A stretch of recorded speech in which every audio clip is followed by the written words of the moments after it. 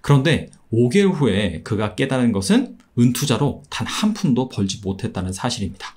그래서 2006년 이후로 14년간 카밀로는 연평균 68%의 수익률을 거두게 되고요.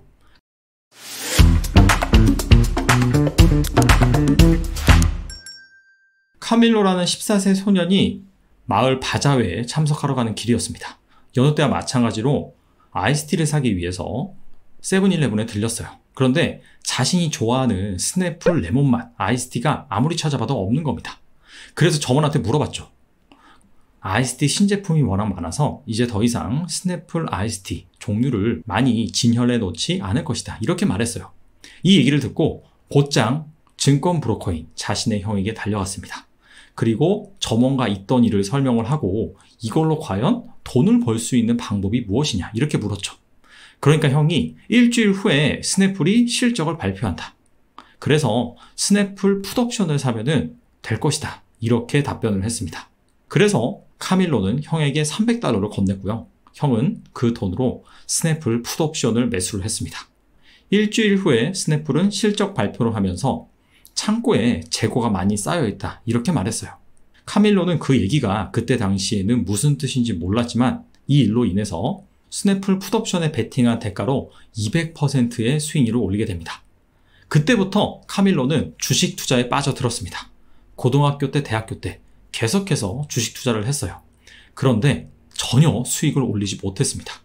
이 책을 보면 이 책에 나와 있는 대로 투자를 했고요.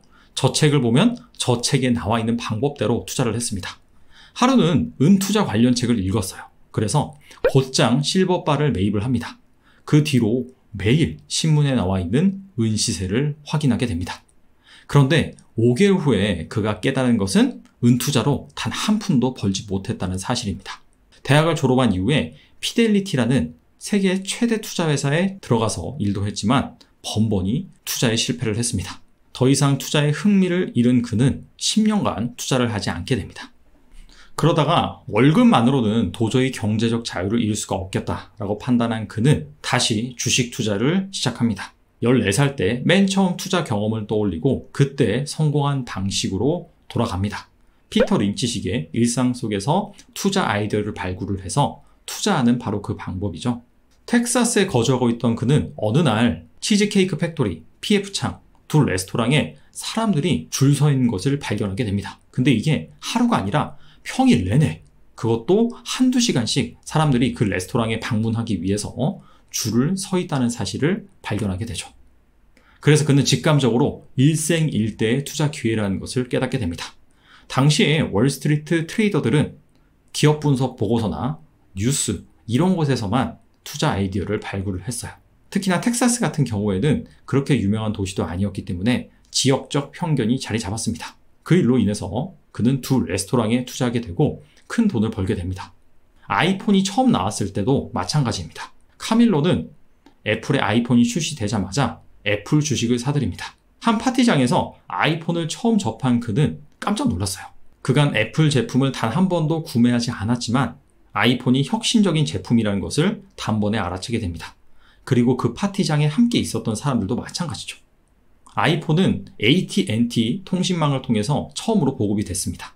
근데 월스트리트는 AT&T 통신망이 형편없는 것으로 악명이 높았던 지역입니다. 그러다 보니까 월스트리트에서 이 아이폰의 존재를 제대로 인식하지 못했습니다. 특히나 법인 통신망을 주로 썼던 월스트리트는 여전히 블랙베리 핸드폰에 얽매여 있었죠. 그래서 그 일로 카밀로는 대박 수익률을 얻게 되고요. 8만 달러로 시작했던 투자금은 100만 달러로 불어나게 됩니다. 자, 그때부터 그는 다니던 직장을 그만두고 본격적으로 전문 투자자의 길로 접어들기 시작합니다. 2010년 이후로는 SNS가 상당히 발달을 했습니다. 그래서 카밀로는 그때부터 SNS에서 일상 속의 투자 아이디어를 발굴하기 시작합니다. 대표적으로 넷플릭스를 들 수가 있어요. 넷플릭스가 기묘한 이야기 시리즈를 스트리밍한다고 발표를 했습니다. 근데 이게 SNS상에서 선풍적인 인기인 거예요. 그래서 그는 본격적으로 분석을 해보기 시작했습니다. SNS 대화상에서 기묘한 이야기가 언급되는 비중이 이전 넷플릭스의 히트작과 비교해서 과연 어느 정도 수준인지, 구체적으로 넷플릭스의 역대 히트작 5개와 기묘한 이야기가 SNS상에서 언급되는 횟수를 분석을 해봤습니다. 결과는 기묘한 이야기가 이전 히트작에 비해서 평균 3배나 많이 계속해서 언급이 되었습니다. 그 사실을 파악한 카밀로는 넷플릭스 주식을 매수를 합니다. 당시 월스트리트의 컨센서스는 넷플릭스가 저조한 실적을 기록할 것이다 라는 것이었지만 실제 실적을 발표하니까 어닝 서프라이즈가 나왔습니다. 넷플릭스 투자를 통해서 카밀로는 가장 높은 수익을 거두게 됩니다. 그래서 2006년 이후로 14년간 카밀로는 연평균 68%의 수익률을 거두게 되고요. 그의 자산은 2,100만 달러로 불어나게 됩니다. 카밀로의 투자 인생에도 굴곡은 있었습니다. 대표적으로 2가지 사례를 들 수 있는데요. 첫 번째가 언더아머에 투자한 사례입니다. 카밀로는 그 당시 사람들이 언더아머의 콜드 기어를 상당히 많이 입는다는 사실을 밝혀냈습니다. 어김없이 SNS상에서 콜드 기어가 언급되는 횟수를 분석하게 됩니다. 그리고 직접 콜드 기어 매장에 방문을 해서 점원, 고객들을 만나서 대화도 나눠봅니다. 그리고 온라인상에서 콜드 기어와 관련된, 언더아머와 관련된 정보를 수집할 수 있을 만큼 최대로 수집을 합니다. 그리고 나서 이 언더아머 주식에 대한 95%의 확신을 얻게 됩니다. 그래서 상당히 큰 금액을 베팅을 했어요. 자, 근데 변수가 생겨버렸습니다. 언더아머에 앞서서 룰루레몬이 실적 발표를 하는데 어닝 쇼크가 나온 것입니다. 그러니까 한 유명한 투자 회사에서 언더아머 역시 룰루레몬과 비슷한 실적을 낼 것이다 라고 보고서를 발표했습니다. 언더아머 역시 그때부터 주가가 추락하기 시작하죠. 카밀로의 투자 확신은 95%에서 60%대로 낮춰졌고요. 급기야 자신이 보유한 포지션의 3분의 2 정도를 손절하게 됩니다. 그 뒤 언더아머는 실적 발표를 했는데요. 카밀로가 예상한 만큼 어닝 서프라이즈를 냈습니다. 그래서 주가가 하락하기 이전보다 훨씬 더 많이 상승을 하게 되죠. 카밀로는 3분의 1을 손절했지만 그 일로 인해서 손실을 다 만회하고도 훨씬 높은 수익을 내게 됩니다. 자, 두 번째 사례는요. 잭스퍼시픽에 투자한 사례입니다. 잭스퍼시픽은 완구를 만드는 기업이에요. 디즈니에서 출시한 겨울 왕국이 애니메이션으로는 역대급 히트를 쳤습니다. 그걸 본 카밀로는 자연스럽게 겨울 왕국과 관련된 왕구, 인형 이런 것들이 불티나게 팔릴 것이라고 판단을 했죠. 근데 이 왕구를 만드는 회사는 상당히 많았습니다. SNS에서 분석을 해본 결과 잭스퍼시픽에서 만드는 엘사 인형이 가장 인기가 높다는 것을 파악하게 됩니다. 그래서 잭스퍼시픽 주식에 투자를 하기 시작하죠. 실적 발표 전날 잠이 오지 않았다라고 해요. 장 마감 후에 실적을 발표를 했고 프리마켓 시장에서 잭스퍼시픽 주가는 30% 이상 급등을 하게 됩니다. 근데 장 시작하기 앞서서 갑자기 주가가 하락 전환을 하는 겁니다.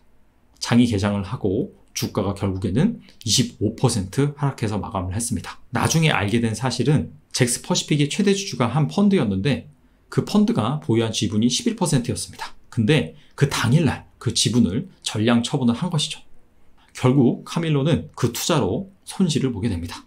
자, 카밀로의 2가지 투자 사례에 대해서 말씀을 드렸죠. 과연 둘 중에 좋은 투자는 뭐였고 나쁜 투자는 뭐였을까요? 나쁜 투자는 바로 언더아머 투자 사례입니다. 물론 이 언더아머 투자로 큰 수익을 냈지만 자신이 열심히 분석을 했고 확신을 했음에도 불구하고 이 월스트리트의 보고서에 휘둘려서 결국에는 3분의 1을 손절하고 말았습니다. 그리고 그가 그렇게 열심히 분석함에도 불구하고 휘둘렸던 이유는 포지션을 너무나 많이 베팅했기 때문입니다. 반대로 좋은 투자 사례는 잭스퍼시픽입니다. 잭스퍼시픽 투자를 통해서 분명히 손실을 봤습니다. 하지만 그의 아이디어가 틀린 건 아니었습니다. 분명히 잭스퍼시픽은 어닝 서프라이즈를 냈고요. 하지만 최대 주주의 지분 매각이라는 변수, 이것을 예측하지 못했죠. 근데 주식 투자는 어차피 이 모든 변수를 예측하면서 투자할 수는 없습니다. 어느 정도 불확실성이 상존하는 상황에서 자신이 믿는 투자 아이디어가 유효하다라고 한다면 베팅을 할 수 있는 겁니다. 실제로 카밀로는 잭스퍼시픽과 같은 사례가 10번 온다라고 한다면 10번 다 똑같이 투자할 것이다 라고 밝혔다고 합니다. 그래서 여러분들이 헷갈리시면 안 되는 게 좋은 투자가 수익을 내는 투자가 아니고 나쁜 투자가 손실을 보는 투자도 아닙니다. 자기의 원칙을 지키고 자기 투자 아이디어가 틀리지 않았다라고 한다면 비록 손실을 본다 하더라도 그것은 좋은 투자가 될 수가 있습니다. 반대로 뇌동매매로 남의 말에 휘둘려서 투자를 했는데 운 좋게 얻어 걸린 겁니다. 이거는 오히려 나쁜 투자 사례로 볼 수가 있습니다. 왜냐하면은 나중에는 이러한 뇌동매매로 오히려 큰 손실을 볼 수가 있거든요. 그래서 여러분들이 결과가 어떻게 되던 간에 자신의 원칙을 지킨 투자가 좋은 투자다라는 것을 명심하셨으면 좋겠습니다. 제가 방금 말씀드린 카밀로의 사례는 초격자 투자법, 여기에 총 11명의 투자 전문가들의 인터뷰가 실려 있습니다. 자, 그 중에 한 사례입니다. 저자는 시장을 크게 앞지른 11명의 투자 전문가를 만나서 계좌도 직접 확인하고요. 인터뷰를 진행을 했습니다. 어떻게 주식 투자를 하게 됐고 어떻게 성공을 했는지, 주로 어떤 방식으로 투자를 했고 리스크 관리는 어떻게 했는지, 그런 내용들을 인터뷰 형식으로 이 책에 잘 담아놨습니다. 이 책의 말미에 보면 11명의 투자자들이 성공할 수밖에 없었던 그런 특징들을 총 46가지로 적어놨는데요. 자, 그 중에 제가 인상 깊게 봤던 3가지에 대해서 말씀드리고 마칠까 합니다. 자, 첫 번째, 11명의 투자자들이 다 똑같은 방법을 사용한 것은 아닙니다. 다 각기 다른 투자 방법을 사용을 했습니다. 누구는 기술적 분석, 누구는 이벤트 드리븐, 누구는 펀드멘탈 분석. 여기서 알 수 있는 건 뭐냐면은 투자에는 정답이 없다는 겁니다. 다 자신에게 맞는 투자 방법이 있다. 두 번째로는 11명의 투자자 모두 다 리스크 관리를 했다는 점입니다. 포트폴리오 내지는 종목에 최대 손실 한도를 정해놨고요. 이 바닥에는 100%가 없기 때문에 한 종목에 몰빵을 치지는 않았습니다. 마지막은요, 남의 탓을 하지 않았다는 점입니다. 모든 투자의 결과는 자신의 탓으로 돌렸어요. 이게 상당히 중요한 게, 남에게 투자 아이디어를 들었건 기업 분석 보고서를 봤던 간에 어차피 투자한 주체는 나 자신입니다. 나의 결정으로 발생한 손실이기 때문에 그 부분을 겸허하게 받아들이고, 그렇다면 내가 여기서 무엇을 잘못을 했는지 꾸준히 반성을 하고 매매 일지를 썼다라고 합니다. 이렇게 철저한 자기 반성이 있었기 때문에 실수를 줄여나갈 수 있었던 것이고요. 결국에는 성공 투자로 갈 수 있는 그런 발판을 마련한 것이겠죠. 시장을 크게 앞질렀던 투자 전문가들이 과연 어떤 투자 방식으로 성공을 했는지, 리스크는 또 어떻게 관리했는지 궁금하시다면 이 책을 한번 보시면 좋을 것 같습니다. 연휴 잘 보내시기 바랍니다. 감사합니다.